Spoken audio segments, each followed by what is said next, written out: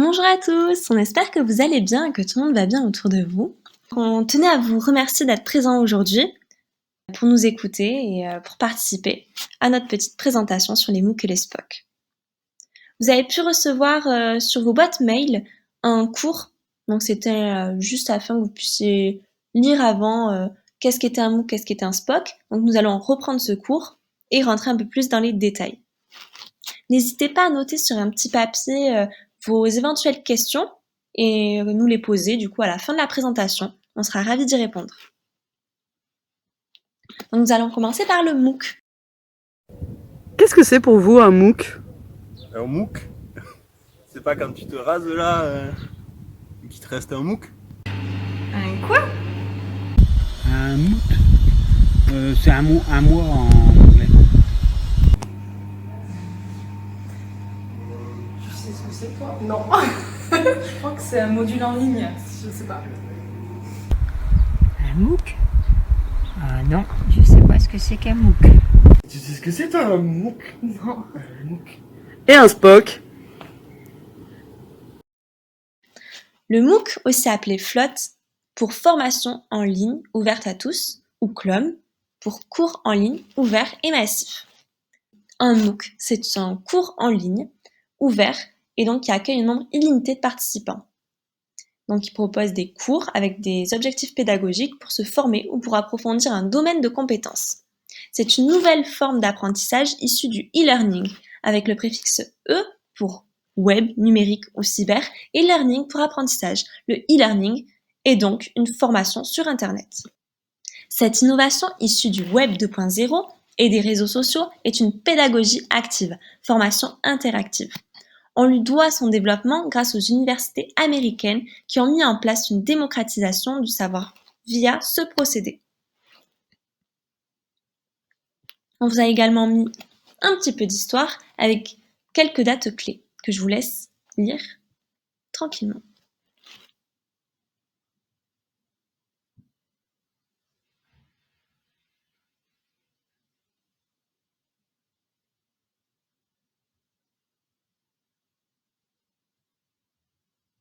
Bon, je pense que c'est bon.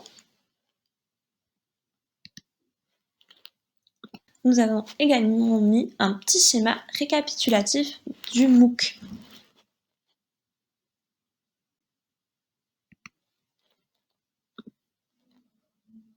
Donc vous l'aurez compris, le MOOC, c'est des formations en ligne. Et vous me direz, d'accord, mais quel type de formation proposent les MOOC? Donc les MOOC proposent une large gamme de formations avec des thématiques diverses et variées dans différents secteurs, pas seulement l'informatique, la gestion, le business, le droit, les sciences politiques, énormément de formations possibles et accessibles à tous sur une durée et une temporalité déterminée, donc de 4 à 12 semaines. Environ un module dure entre 1 à 4 heures par semaine. La classe virtuelle peut accueillir plus de 100 000 apprenants en même temps. Se dérouler sur un temps donné permet la formation de promotion d'apprenants. Vous me demanderez également, mais il y a différents MOOC ou pas? Eh oui, vous l'aurez compris, il y a deux catégories de MOOC. Le XMOOC et le CMOOC. Le XMOOC, lui, est plus traditionnel. Les cours sont plus dirigés. Il permet aux apprenants d'obtenir un certificat à la fin des cours. Tandis que le CMOOC, lui, est plus ouvert. Il se base sur la connectivité. Les sources sont accessibles à tous. Les échanges d'informations permettent à chaque participant de se ressourcer pour apprendre et pour approfondir les connaissances. Et là, vous me direz, mais c'est génial! Ah, mais comment on fait pour s'inscrire à un MOOC? Qu'est-ce que tu fais? Et bien là, je suis sur FunMock, c'est le site dont tu m'as parlé pour ta licence là. Et donc je viens de me faire un compte et je suis en train de me connecter. Trop bien. Là, je cherche un cours en fait, je crois qu'il y a des cours dessus, c'est ça? Oui, c'est une plateforme qui propose des cours en ligne. Ok, donc là, t'es connecté, ça ressemble à quoi? Ouais, ben là c'est l'accueil, en fait, il y a tous les cours à disposition et il y a qu'à choisir. Et je pense que je vais choisir ce petit kit de contact en langue tchèque, qui est super intéressant. Donc après avoir vu comment on s'inscrit à un MOOC, ce serait bien également de voir, mais où est-ce qu'on peut s'inscrire à un MOOC? Nous l'avons vu précédemment, il y a différents types de MOOC, mais également différentes plateformes. Aujourd'hui, via la plateforme Coursera, nous avons décidé de suivre un cours de langue coréenne en anglais via l'université de Yonsei. Effectivement, Yonsei est une université qui propose différents types de vidéos, donc des MOOC, et ici, nous avons accès à leur programme de cours. Ces vidéos sont consultatives, c'est-à-dire que nous n'avons pas besoin, pour suivre le MOOC, de nous présenter à un horaire précis. Si nous regardons la première vidéo ici introductive, en cliquant sur ce lien, nous aurons alors accès à notre premier cours en ligne. Attention, c'est parti pour notre premier MOOC.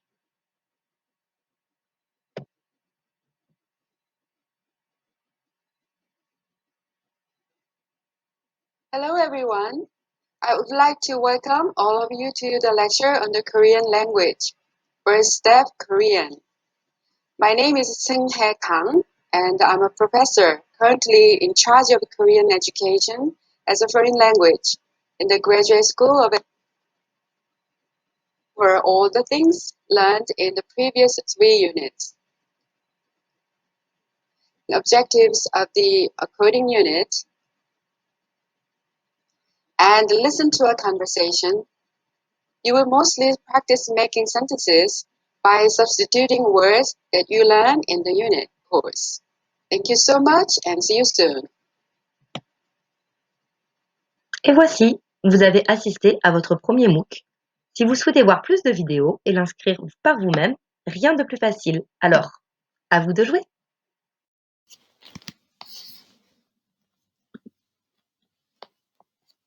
Et notre dernière partie sera comment faire un MOOC.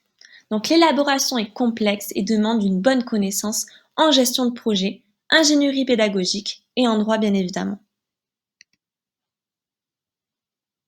Après avoir vu les MOOC, je vous propose de passer au SPOC.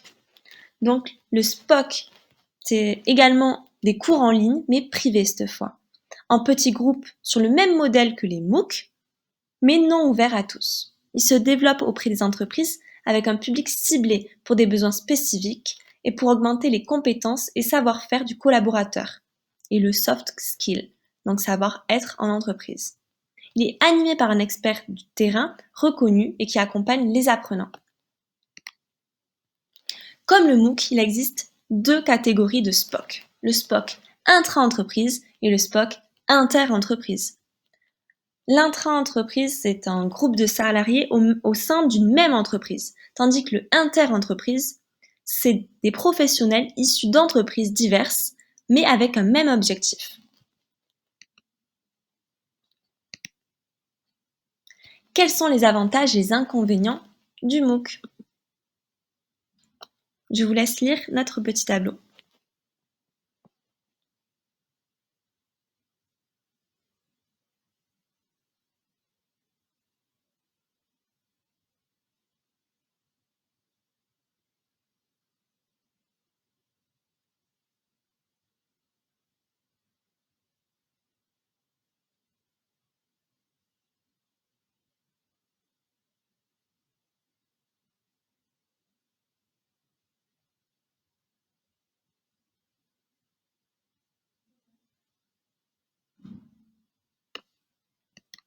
Et là, nous allons passer aux avantages et aux inconvénients, bien évidemment, du SPOC.